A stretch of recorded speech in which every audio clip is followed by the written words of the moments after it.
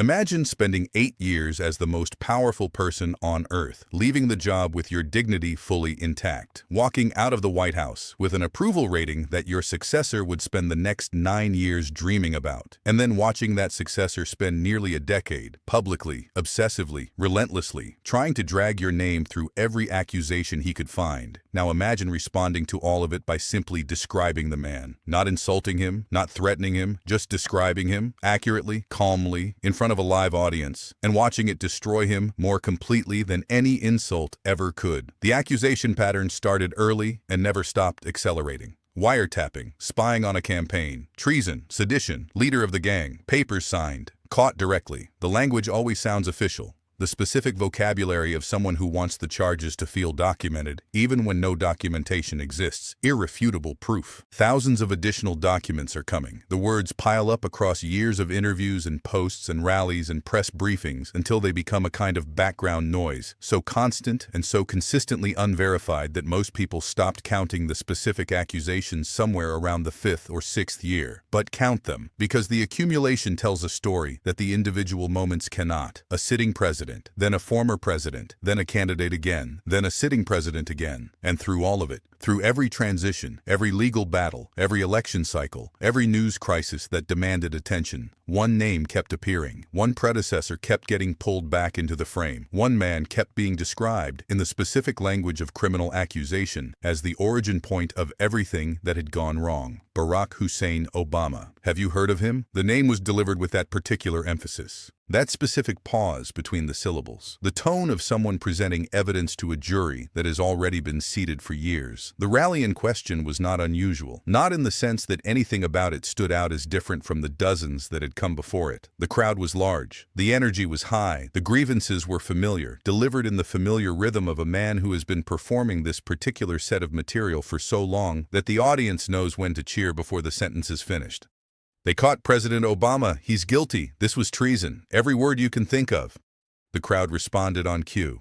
The papers are signed. They came right out of their office. The leader of the gang was President Obama. From the floor, the sound was enormous. From a distance, listening carefully to the specific content of the charges, something else was audible underneath the noise. The accumulation of years, I suspect they'll be caught. A phrase that had been delivered with complete certainty at rally after rally, press conference after press conference, post after post, and the thing it was always waiting for had not arrived. The suspects had not been caught. The papers, whatever they were, had not produced the charges. The treason had not been prosecuted. The language of imminent revelation had been deployed so many times that it had become its own kind of wallpaper. Obama noticed, and chose a specific kind of response. He took the stage at an event that had nothing to do with Trump and everything to do with the election cycle. And he began not with outrage, not with a legal counter-argument, not with a list of factual corrections to the specific accusations. He began with a description.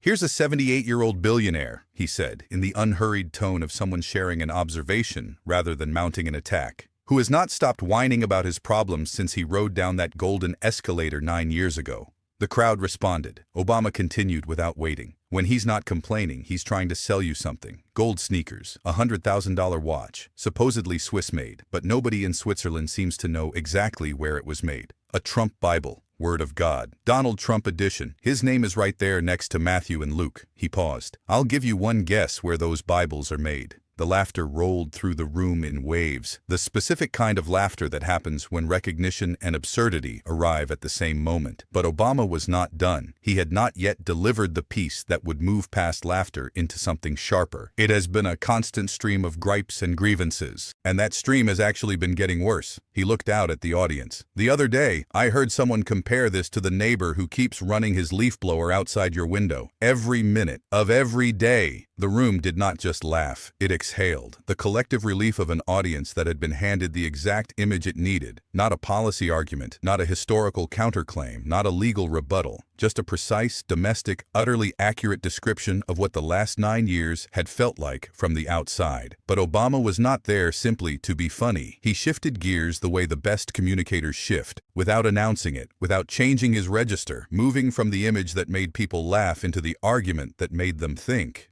The truth is, Donald Trump sees power as nothing more than a means to his own ends. The crowd had gone quieter now. The laughter was still in the room, but underneath it, something more serious had arrived. He wants the middle class to pay the price for another enormous tax cut that would mostly benefit him and his rich friends. He killed a bipartisan immigration deal, written in part by one of the most conservative Republicans in Congress, a deal that would have actually helped secure the southern border, because he decided that trying to solve the problem would hurt his campaign more than the problem itself. He let that sentence stand on its own for a moment. He didn't want the problem solved. He wanted the problem. The room absorbed it.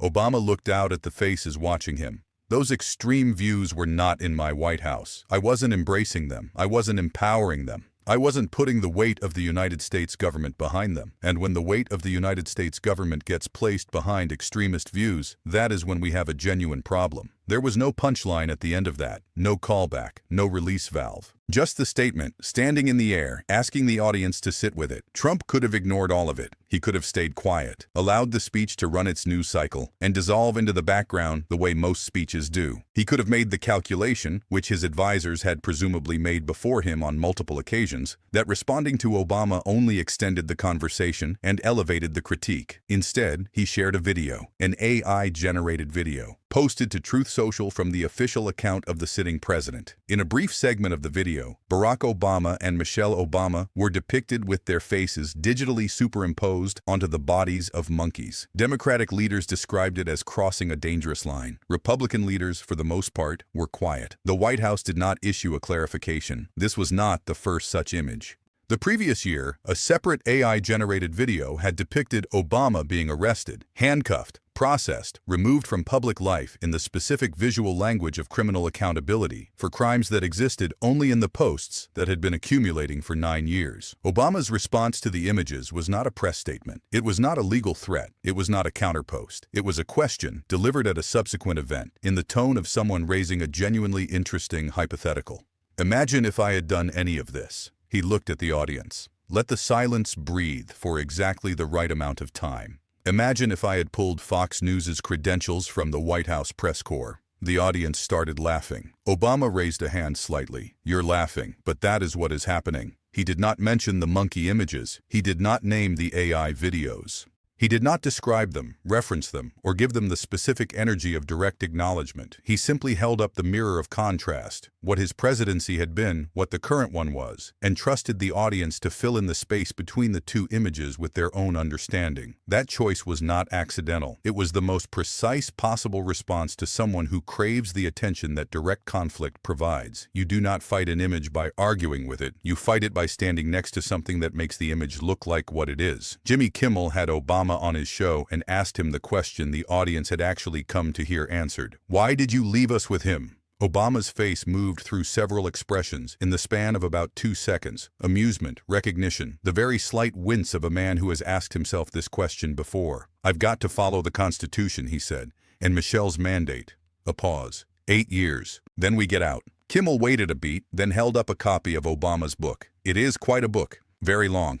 700 pages. Did you make it that long to make sure Trump never reads it? Obama tilted his head.